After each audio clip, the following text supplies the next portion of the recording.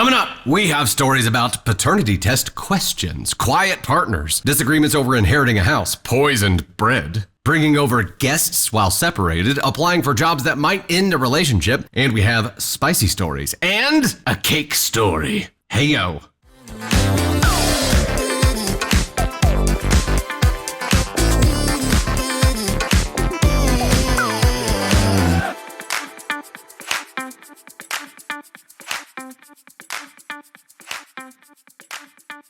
Hey, there's Dusty Thunder with a story for you. This one comes from AITAH and is titled, Am I the Astronaut for Not Stopping My Husband from Getting the Paternity Test? My husband recently asked me for a paternity test. Why? Because our son looks nothing like him. I never cheated on him. I would never. He knows he was my first and only partner. I told him he can have the test. Who am I to stop him from it? He took the test and found out our son is actually his, and he seemed very happy. I told him, congrats.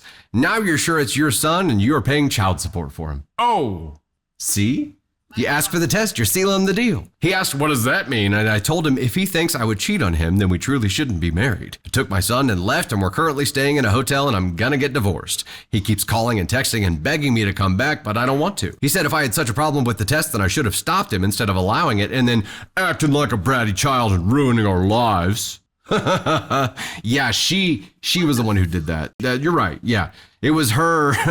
It was her allowing it that ruined your lives. Now you're asking for it in the first place because you think your son looks nothing like you. I'm not sure how I'm the one ruining our lives. He's the one who thinks I'm a cheater. He should be happy he doesn't have to live with a cheater anymore. So the question was, am I the astronaut for not stopping him? No, this is a confirmed NTA here. I wish we knew ages in this, of not just OP and OP's brozo husband. Let's go ahead and get that out of the way right now. Brozo! I wish I knew how old this kid was.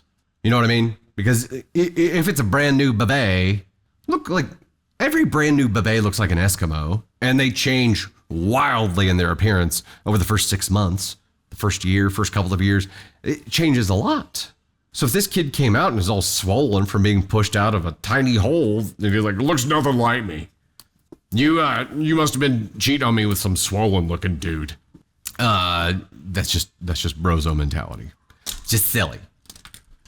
Paula says, had she put up a fight, he would have accused her of cheating anyway. Truth. What did this brozo honestly expect? I don't know. Because you are accusing your partner of cheating by asking for a paternity test. There's no way around that. None. And he just expected no backlash at all. He got the test results and he's like, it is my kid. Well, okay. Now there's gonna be some backlash there. There's going to be a consequence to asking that. I have so many questions that I wish we had more information for. Like, was it just him thinking that his son didn't look like him, or was it another birdie chirping in his ear, like maybe his mama, maybe some friends? Yeah, Candy Thunder, you go with mama. That'd be a consistent theme across stories that we see, like somebody chirping in his ear and was like, are you sure that's your baby? That baby looks nothing like you. And then it could have been the whole dominant trait conversation too. Every boy in our family has had blue eyes and brown hair. This baby came out looking like a Lannister. You know, like, who knows? Who knows where that conversation snorts. I'll never marry a man who has a mom. LOL. Goodness.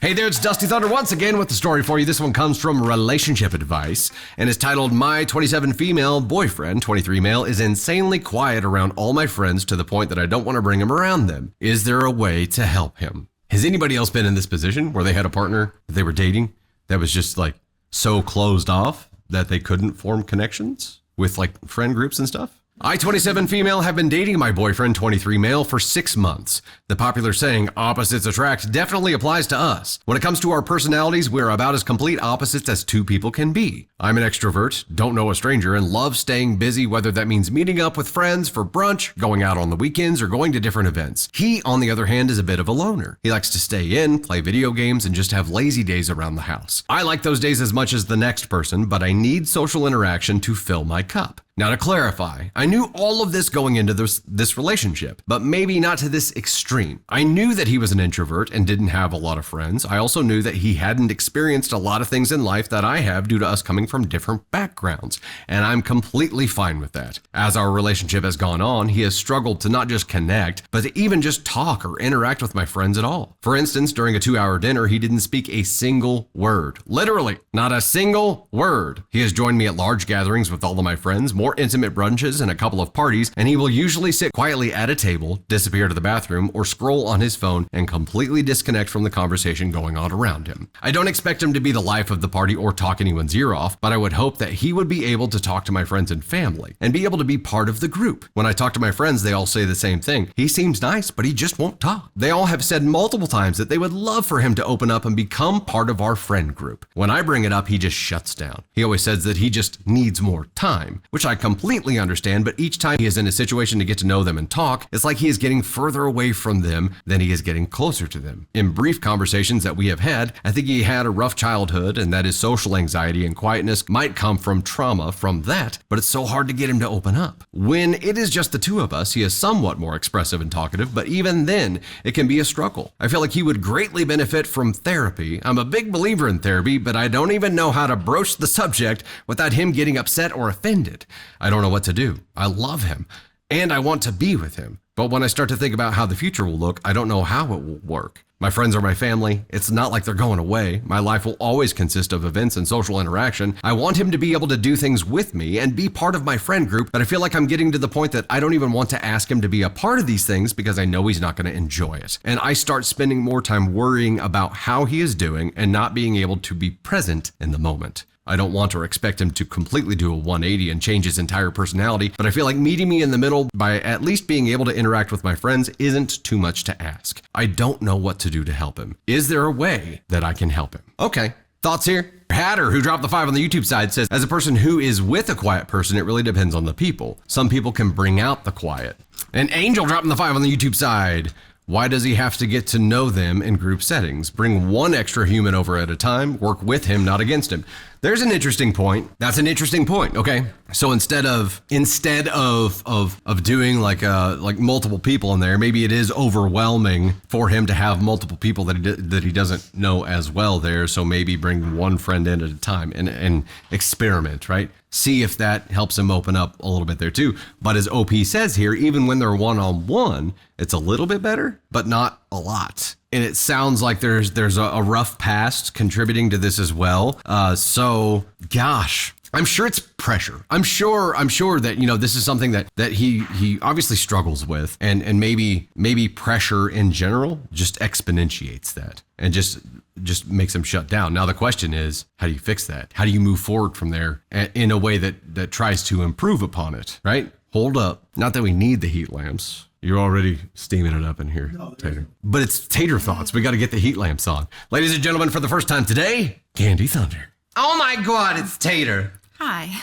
I think social settings are incredibly hard for me to put myself out there and not feel awkward and like think about everything that I'm saying. You know, even just coming on camera in the beginning was very hard. Now it feels like second nature because I've done it so many times, which goes into like what someone said about bringing one friend at a time to get to know them so that they feel comfortable with more than just their partner. And I keep seeing this like 6 months is not that long, but to me that is a long time. Like if I'm going to invest 6 months in a relationship, that's because I see that relationship going somewhere. Yeah.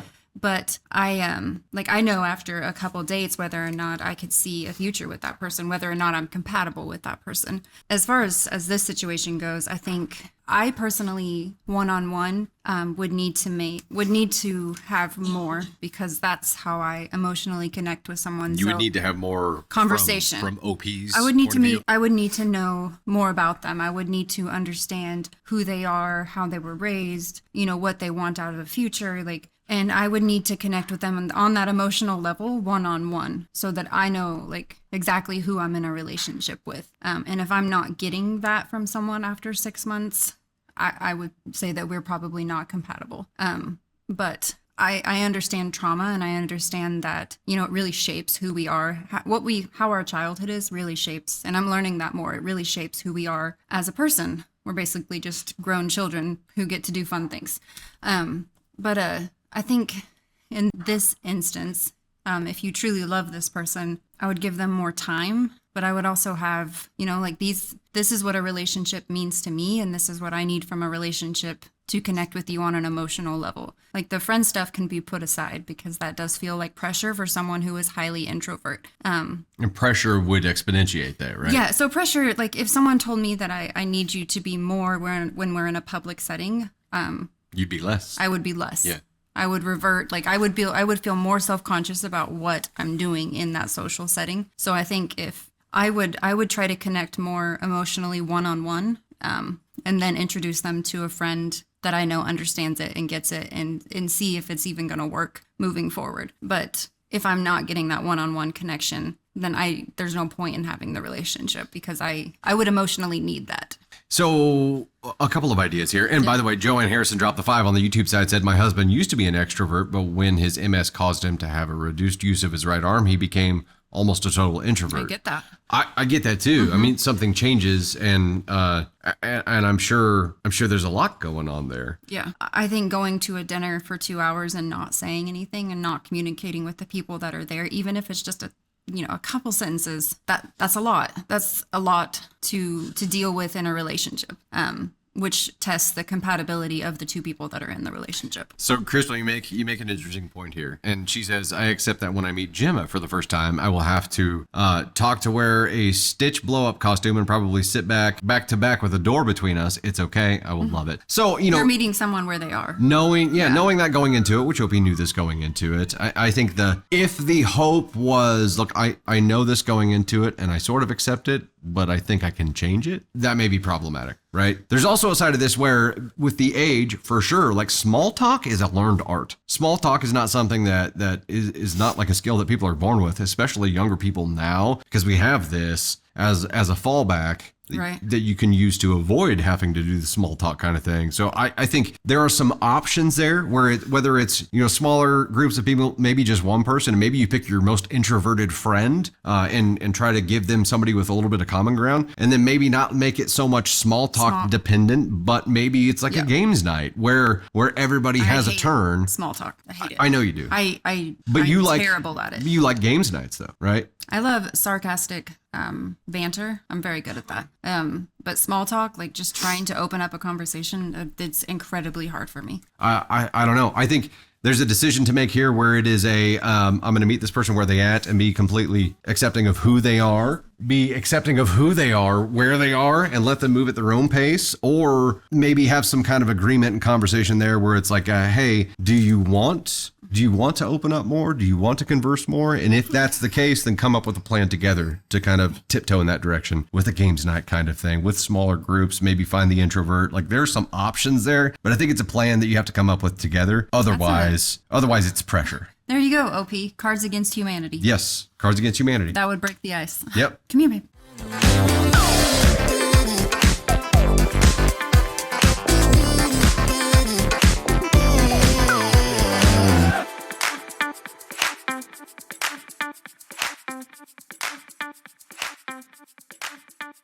Hey there, it is Dusty Thunder once again with another story for you. This one is, am I the astronaut for renting my dead mom's house to a friend when I moved, despite my sister's request? So my mom passed away last year with no will. It's just me, female 33, and my older sister who is 50. My sister lives 2 hours away in her own home, and I'm currently living in the house my mother owned. When our mom passed, I told my sister I would assume responsibility of the house and pay all the utilities and home warranty insurance. I'm about to move to San Antonio for a better job opportunity and want to rent the house out to my good friend whom I trust so she can take care of the house while I'm gone. She will live there maybe a year. At that time, my boyfriend and I will be more than financially stable enough to live somewhere else, but still pay for everything the house needs. Quick backstory, the house my mom owned is a family home. My great-grandparents built it in the 50s, and we are the only family that has lived in the house. It's a really amazing home.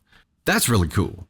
Does anybody else have a family home that like your ancestors built? When I told my sister I planned to rent the house out to my friend while gone, she absolutely lost her mind and had basically an emotional breakdown, crying, screaming, and cussing at me, wondering why the hell I would think it would be okay for an outsider to live in our family home. To be honest, I'm thinking all of this in a very logical way because I don't want to have to pay for all the home expenses while transitioning to a completely new city, a new job, and essentially maybe struggle in the process. I asked her to pay half the expenses, and even though she fought it at first, she agreed. However, time has passed since then, and I'm realizing how absolutely ridiculous it would be to leave our home completely empty for months at a time without anyone being there to upkeep everything. And yes, I don't want to pay any bills during this time. I'm planning on just calling my sister soon and telling her that since I assumed responsibility of the house, it's my call to make and I will be moving my friend in. I don't see her doing anything besides just hating and resenting me for a while, which honestly I don't care about at this point since she's viewing this entire situation emotionally and not logically. So, am I the asshole for telling my sister to basically go F herself so I can rent the house out and not have to worry about it at all, especially if this is just temporary? Okay, there's an edit. Before we get into the edit, what do you think?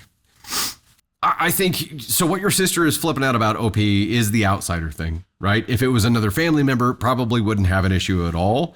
It is somebody who's not a family member living in a house that has only been occupied by family members at this point. Now, you assumed all of the responsibility of the house to this point. You are keeping that responsibility in there with having your friend move in here because ultimately the friend you would be the friend's landlord, right? And you would still be ultimately responsible for everything. Your sister didn't want an outsider to live in there, so the compromise was to split expenses 50-50 and leave it empty, but then you said, no, that's stupid, screw it. So your options here are to have your friend move in. I mean, I don't know what the legality is here. You know, because there was no will left behind, I don't know who has control of it. In your position, I would say, look, I'm going to have my friend stay there to house sit. Don't view it as living there. View it as somebody house sitting until I come back. It's less than a year. Or the other side of it is, if your sister's not comfortable with that, she can pay all of the expenses, which is going to have to include somebody coming by at some kind of periodic interval to make sure everything is okay, because shit can happen to dormant houses, right? Just because you're not there doesn't mean something's not going to happen. Elise Newman dropping the 5 on the YouTube side says, my mom's parents built a home in the 50s with her uncle as a neighbor, and my dad's parents bought it in the 60s. That's how my parents met. That's a Hallmark movie in the making right there, tell you what. There's bound to be a service that can come periodically, like keep up on things. And I mean, there are some options there, but having your friend, it sounds like your view on this right now is essentially, look, my friend needs a place to stay. I need someone to look after the house. So for you, it is a house sitter. For your friend, it's a place to rent. But for your sister, it's a violation of like a family bond. But your sister's not there. Does your sister have a family member ripe and ready to move in there? Because you can't leave it empty. Jen, is your sister willing to move there? Right. That would be the conversation. Be like, look, I can't handle this responsibility because I need to do this to progress my life. This is my solution to allow that to happen without having the full brunt of responsibility, but also without having to transfer that responsibility to you. Unless you're willing to take on 100% of the responsibility, which includes not just the utility side of it, but making sure that it doesn't get invaded, making sure that we don't have pipes bursting, making sure that it is taken care of while no one is here. If she's willing to take that on, it's an option, right? Hatter says, what if a homeless person busts into the house and starts a fire and burns the house down and no one was there?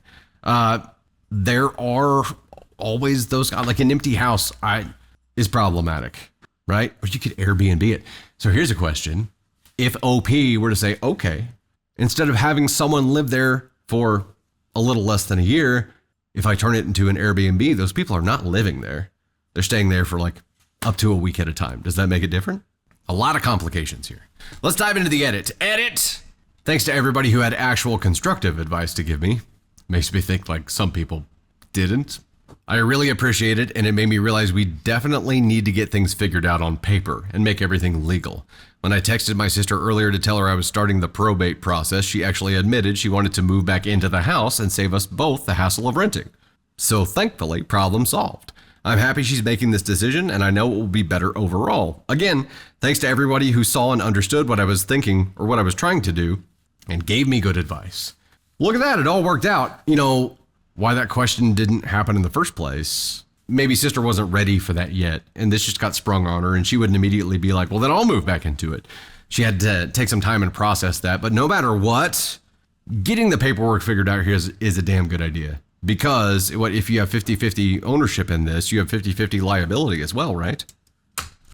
Get the paperwork figured out. But yes, happy ending. Happy ending, you don't have that immediate worry. You still have a long-term worry. 1,000 things can go wrong there. I think ultimately, I think this goes to an NTA for me because she was open to alternatives. Yes, the sister had a protest to it, but didn't have a solution to it yet. At the end, when the sister presented a solution to it, OP accepted. So they were both amenable to a compromise at some point here. It just took some work to get there. And compromise is like that, right? Sometimes you have to struggle through to be able to see an opportunity open up that does link to a solution. And that's what happened here. So I don't think there was anything malicious behind it. She was really trying to do what was best for the family and for the house and for herself. With her original idea here, didn't ever fathom that sis would be willing to move back into the house until she brought it up. So I'm going NTA here, and it all worked out for everybody. Still, strongly advised getting the paperwork handled out to rule out any potential future problems, right?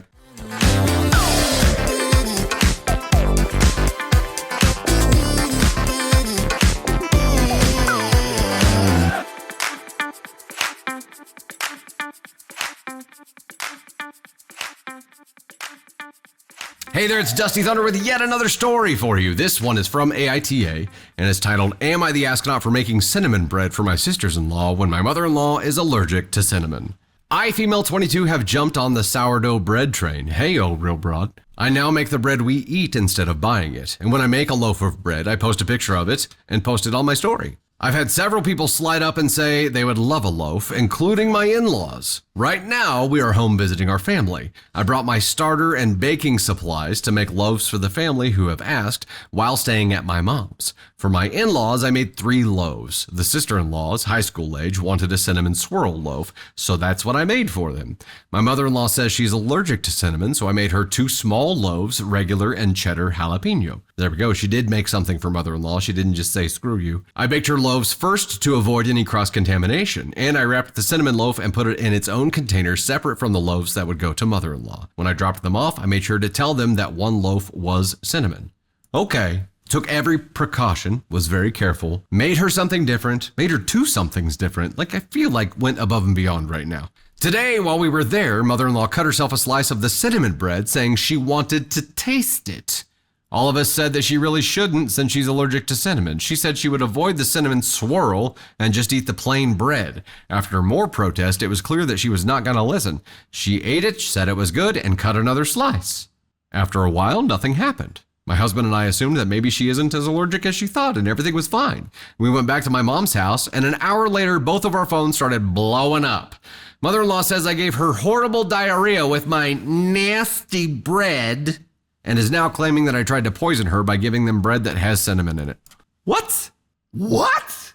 Hold up. So you, OP, not only made her other kinds of bread because she's allergic to cinnamon, made sure you labeled and identified which one had cinnamon in it so she wouldn't get into it, and then when she was talking about wanting to taste the cinnamon bread and cutting herself slices, everybody there is like, don't do it. And she's like, I'll stay away from the cinnamon swirl.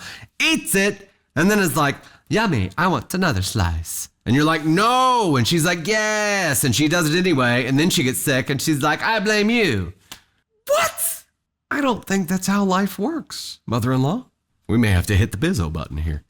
My husband has pressed that I did everything that I needed to do to keep the bread separate, and that eating the cinnamon bread was 100% her choice. She and now my husband's grandma are adamant that I shouldn't have brought cinnamon bread into the house at all, and I should have just told my sister-in-laws no.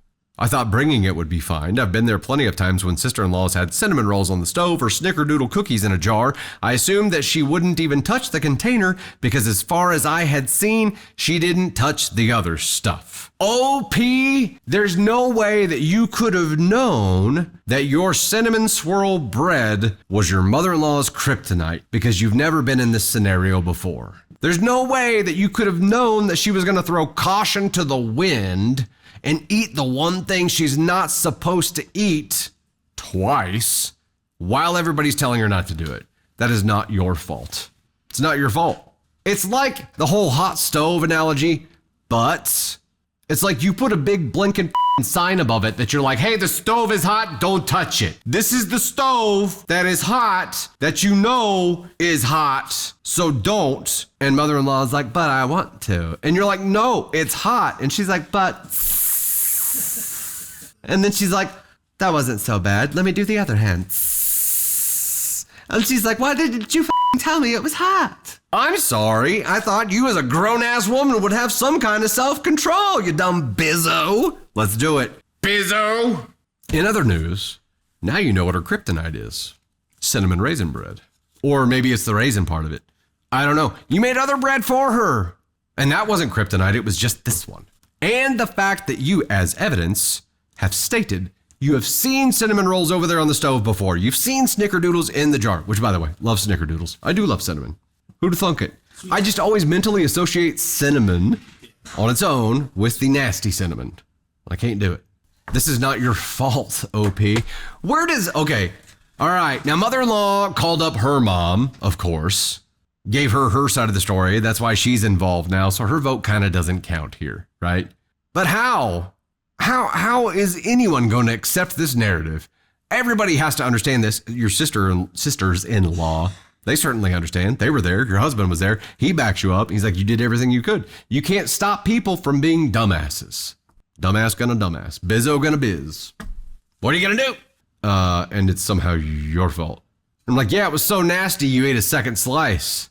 Yes, you have to take more drastic measures next time, OP. You have to forcefully remove it from her hands as she's trying to put it in her mouth. And if you don't make it in time and she's already got it in her mouth, dig it out. Dig it out.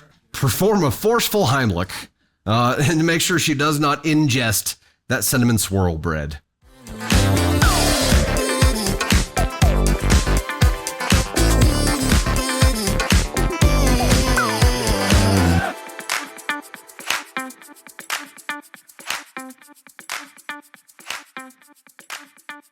Hey there, it's Dusty Thunder once again with another story for you. This one is Am I the Astronaut for bringing over another woman over a month after my wife broke up with me, but was still sharing the house?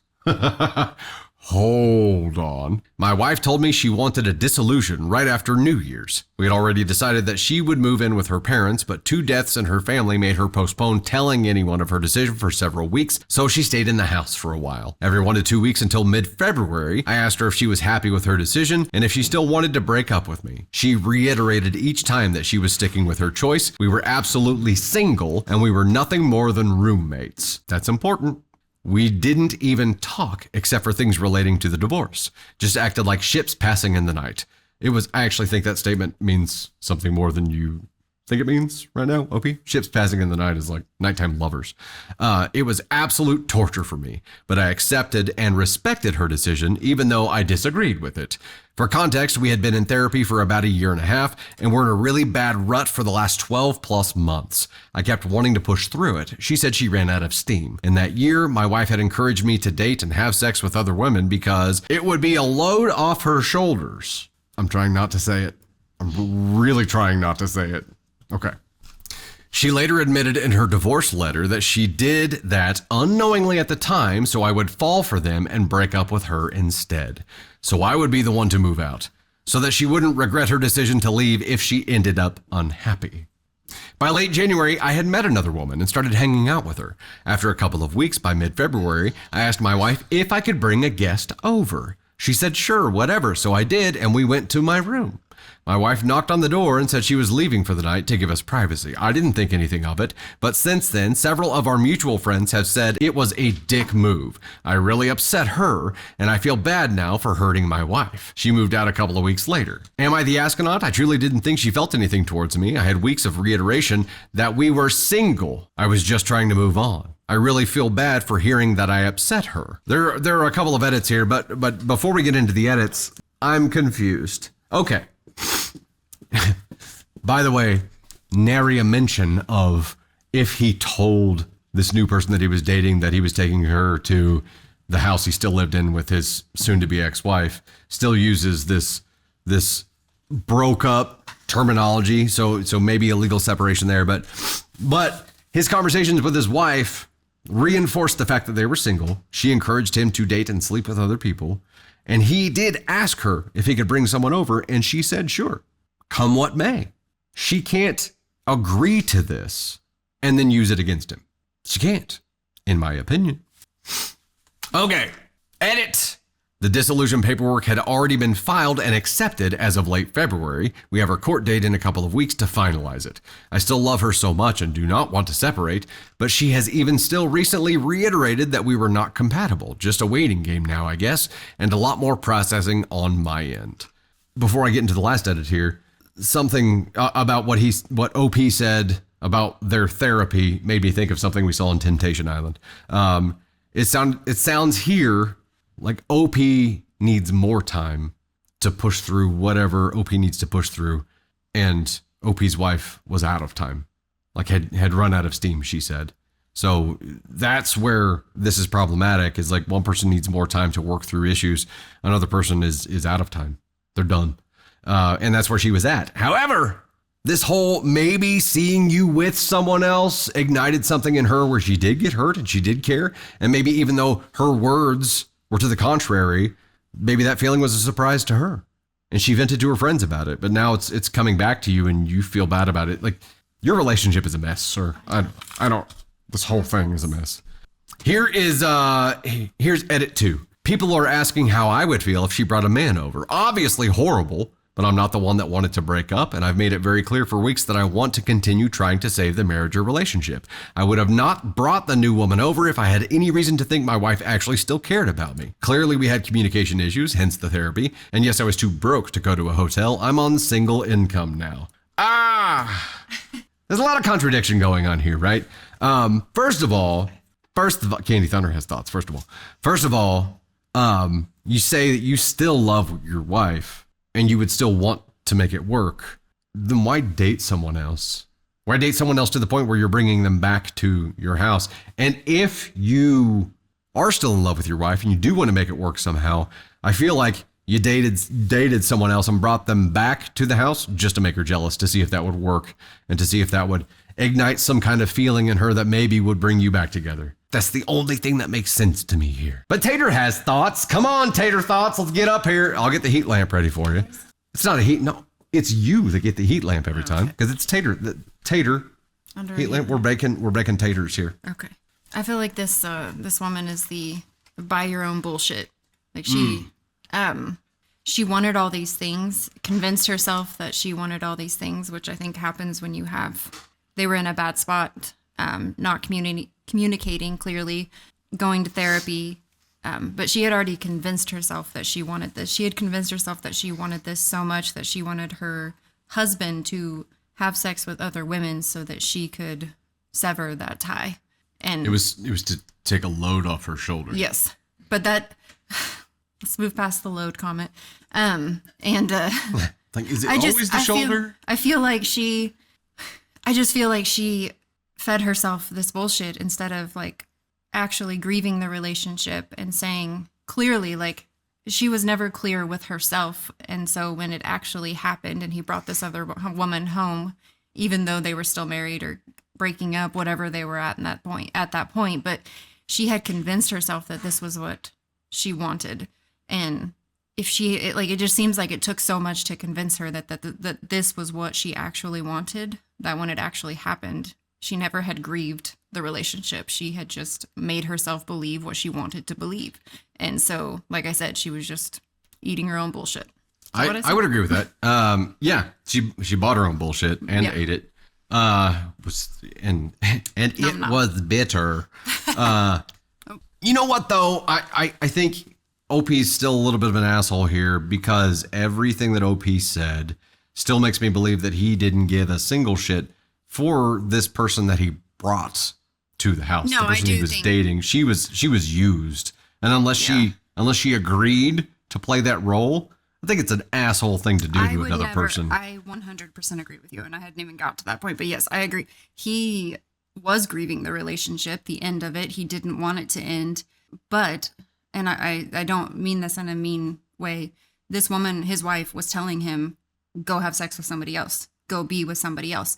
Go do this. And I do feel like when it comes to communication between men and women, men take what women say and believe it. We're zebras. It's like black and white. You're going to take what I say and you're like, okay, that's exactly what it. And if you know that woman, you know that that's not what she means. But if you want to communicate something to your partner, whether you're in a breakup or in the relationship, communicate what you mean. If you are saying, I want out of this relationship, but I don't want to date until at this time, like those things, but she's not. She's telling him one thing and her actions are her response to what he did was completely the opposite of what she was saying that she wanted. And if I know that if I communicate to you, it needs to be clear and exactly, I need to mean what I say. Dumb it down for me, baby. Yeah. Dumb it down. But I think she wanted the relationship to end, but it's like she didn't want. I just think she was lying to herself, and now she realized she was trying to convince herself she wanted that it was over and that she didn't love him. She didn't care. And honestly, I think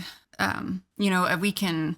You can convince yourself of anything. You can convince yourself of so many things. And until you find out why you're convincing yourself that you didn't want this relationship, you didn't want to be with him, you need to answer the why so that you can start the grieving process of removing yourself from that relationship. But I don't know that she ever answered her questions. Why does she want out? She wanted him to do the hard work, which was to move on and rip off the Band-Aid and screw somebody else. But to make it easier on herself. Yeah, but why? Like, that's what she needs to ask herself. Why? Because now she's feeling what she's feeling because she didn't do the work to grieve the relationship before. She put the work on him. Again, he took her at her word, which I don't think was right. I would never do that to someone. If I was living with you and we were getting divorced, I would not bring someone home because that's just a slap in the face to anyone that you've been in a relationship with. Yeah, well, but also unless you're Nick and to Jess, the person that you're bringing, that you're bringing to the house, unless there's an explicit conversation here where it's like, hey, I'm still hung up on my wife. I'm purely bringing you here to make her jealous and a last ditch effort to try to rekindle our relationship. And she was like, cool.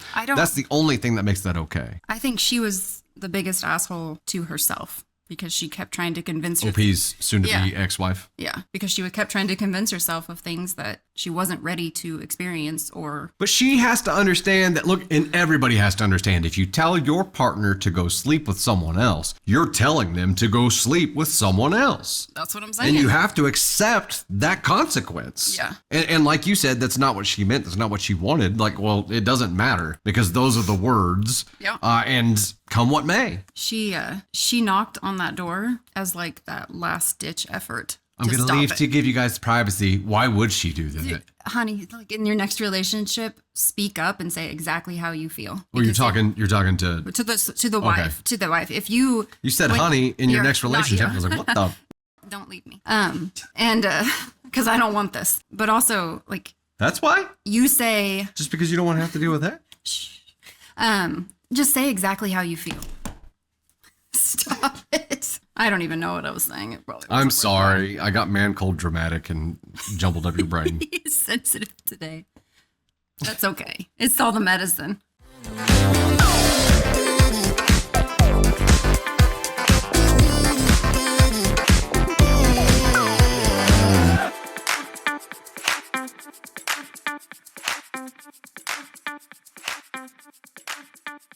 Ladies and gents, it's time for one of these. Spicy story time. Am I overreacting? I found out my husband slept with his brother's wife. Why? I recently found out that before I met my husband, he slept with his brother's wife while they were married. They are still married. My husband dated his brother's wife for a short time before she met and fell in love with his brother. I also just found that out. After the brother got married to her, they ended up having issues in their marriage. While that was going on, she started to have an affair with my husband, who at the time was not my husband. We hadn't met yet. Not only that, but for months they would text each other claiming to be in love. She ended up stopping the affair and just stuck with her husband. Found this out because my husband for some reason had screenshots of their conversation and even a video saved in an old Google account. What was the video, brozo? My husband's brother has no clue about this. Oh, shit. His own brother? And he doesn't know? Like, I think you can accept on face value right now that loyalty means nothing. Wait, how long have you been together? Do we know? No, we don't know how long OP and hubby have been together. My husband's brother has no clue about this. I was so sick to my stomach after finding this out. I'm still sick over seeing how unloyal my husband was to his own brother. I confronted the sister-in-law because I thought she was my friend, and when I asked her years ago if she and my husband ever had anything going on in the past, she swore they never did. She swore that even before meeting his brother, they never had anything going on. Now that I know she lied, and not only lied, but when she was having issues with her husband, she ran to his brother and was having an affair with him and claimed at the time to be in love with him. All right, Elena. Vampire Diaries. I also confronted my husband on what I know and told him I want nothing to do with her in our life any longer because I don't trust that something wouldn't ever happen between them. That was the conversation. Only about her? Like he wasn't involved in any of this shit at all. We have children, so we can't just up and leave over this. If we didn't have kids together, I would have left ASAP. I'm giving you another round of red flags for that one. Am I overreacting by not wanting his sister-in-law to be part of our lives any longer? I don't trust her at all any longer. She was always super close with my husband and always kind of thought it was weird. She knew a lot of personal stuff that she said he shared with her. Things he never shared with me, and we're married with kids. I always found their relationship weird. I think actually, OP, you might be underreacting here. Why is all of the ire here directed at her? You only recently found out about this. We still don't know how long you've been together, do we? You only just found out, okay, you found screenshots and a freaking video. Your husband never told you any of this stuff either. So he hid it too.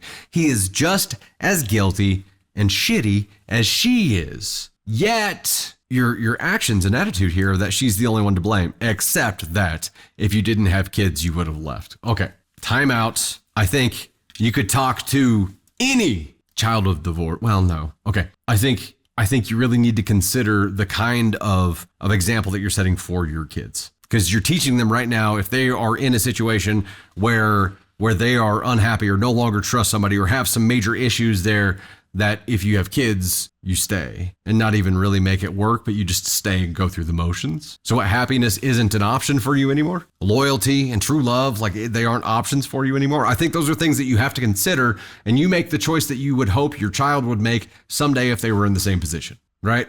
So red flag at you for saying that the kids are the only reason that you're staying. If that's truly the case, I think you need to go through some individual therapy and do some soul searching in that to really try to find an answer there too.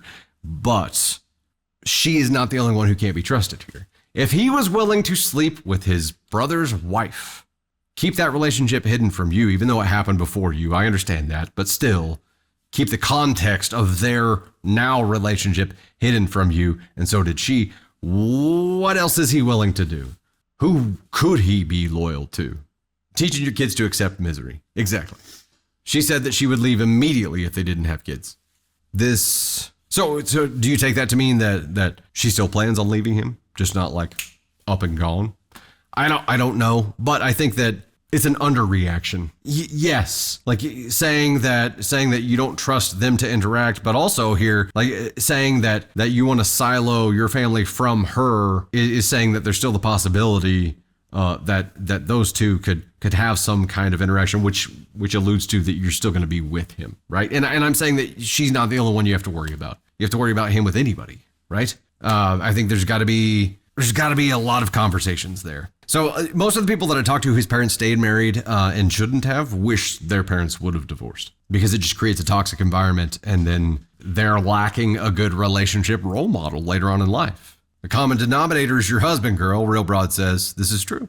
This is true. Who was willing to who is willing to hurt his own brother with unimaginable pain that he still doesn't know about. You know, there are a lot of children of divorce who have two separate, healthy, happier homes and have a better model to work with there. The betrayal on his brother is the worst part. It's all bad. Is she going to tell the brother? Brenda, that's a good question. I would hope so. Someone needs to let him know because if your own brother was willing to do that to you, you need to know. Underreaction. That's my verdict here. It's an underreaction. And that was the question. Am I overreacting? Found out my husband slept with his brother's wife. No, not just no. Hard no. Underreaction. Need to look closer at your hubby's side of that. And he probably needs to talk to somebody too if he's willing to find out why he would be so willing to hurt his own brother like that. Blech.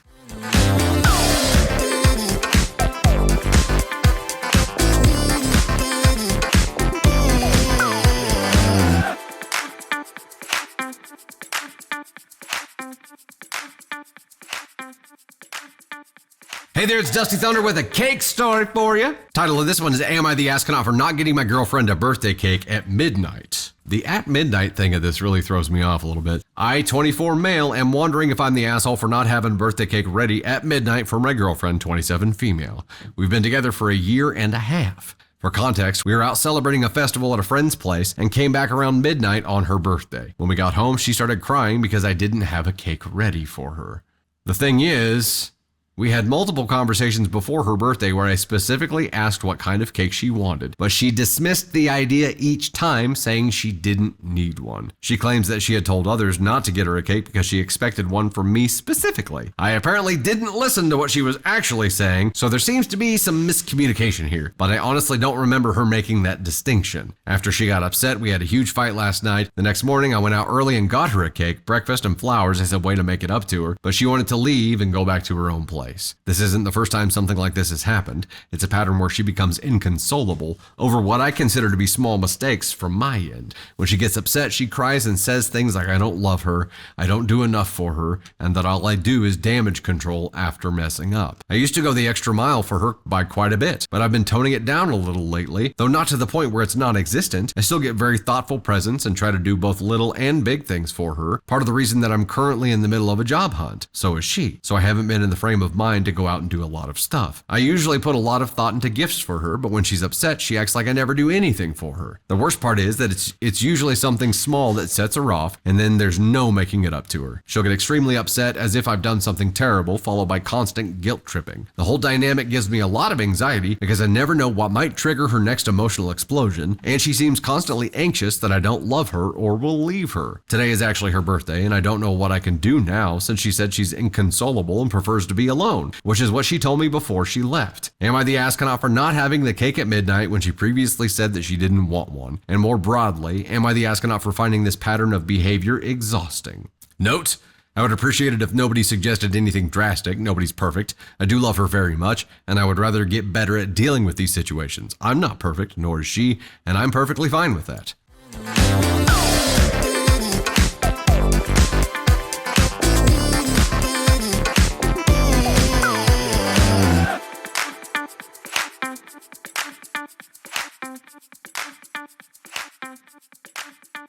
Hey, Dusty Thunder here, and I wanted to thank you so much. I hope you enjoyed that content, and if you did, please make sure to like, subscribe, and most importantly, share. Also, you can find swag and so much more at dusty-thunder.com, and you'll find even more content on all of our platforms. We're on TikTok, YouTube. We now have an official Facebook page that we'll be posting stories to as well. We have podcasts on Spotify and Apple Podcasts and so much more. You can see all of our content platforms on Linktree, which is linked in my bio. Engage with us wherever you're enjoying content and do your best to avoid the Askonauts today. Thanks again.